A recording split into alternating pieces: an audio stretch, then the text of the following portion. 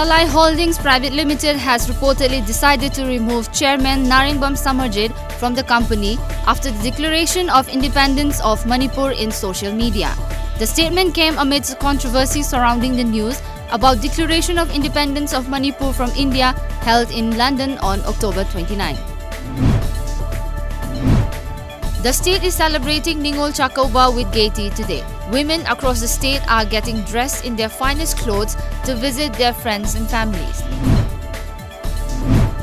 The Jeliyarong United Front, a militant group founded in the year 2011, has been dissolved permanently and merged with the GPRN-NSCN faction of Mr. Kitobi Jimomi.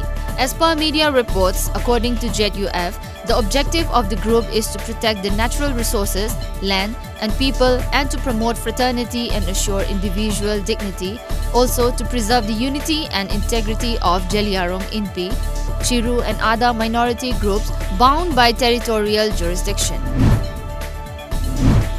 3 youths were killed in a road mishap at Makum in Upper Assam's Tinsukia district yesterday.